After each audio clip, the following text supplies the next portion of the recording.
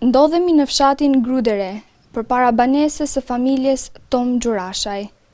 Këto pamje për të gjithë teleshikuesit nuk janë të panjohura, pasi edhe më para, drama e kësaj familje është bërë objekt i kronikave televizive. Kryefamiljari Tom Gjurashaj, i cili jeton në këtë banesë me bashkëshortën dhe 2 fëmijët e tij, nuk arrin të gjejë një punë. Edhe ato pak ditë punë që bën nuk janë të mjaftueshme për të mbuluar shpenzimet e mëdha që kjo familje ka. Një to si peshe, ndole me rrimi to për jashta,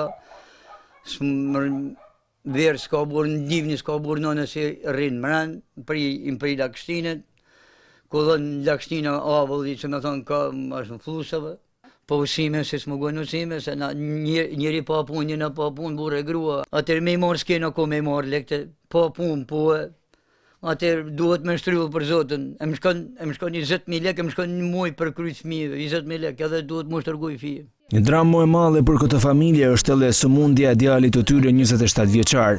Ai prej kohësh vuan nga një sëmundje zemre. Djalin e kam smuar, prap me ilaçe është prap mjashtu e kam thua te daja.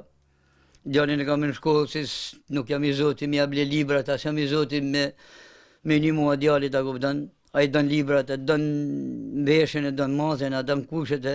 Kjo familje me nevoja të mëdha krahas ilaçeve të djalit duhet të pranoj lëmosh nga të afërmit edhe për të ushqyer pasi asistenca gati qesharake që marrin nuk është e mjaftueshme për asgjë. S'kam vetëm njëm ekonomike, s'kam edhe njëm ekonomike është 15.000, 20.000, 21.000, në si do teket me një.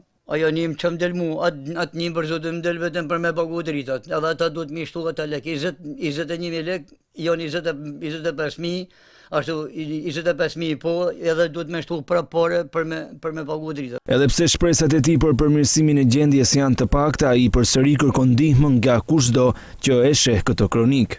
Po, unë kam shef për me më ndihmu nëjsen për një djalë. Në rajonin e Shkodrës ndodhen me qindra familje që jetojnë në kushte të varfërisë ekstreme. Larg vëmendjes së shtetit që normalisht duhet të asistojë këtë kategori, ata drejtojnë syt nga qielli duke u lutur çdo ditë në Zot që situata e tyre të përmirësohet.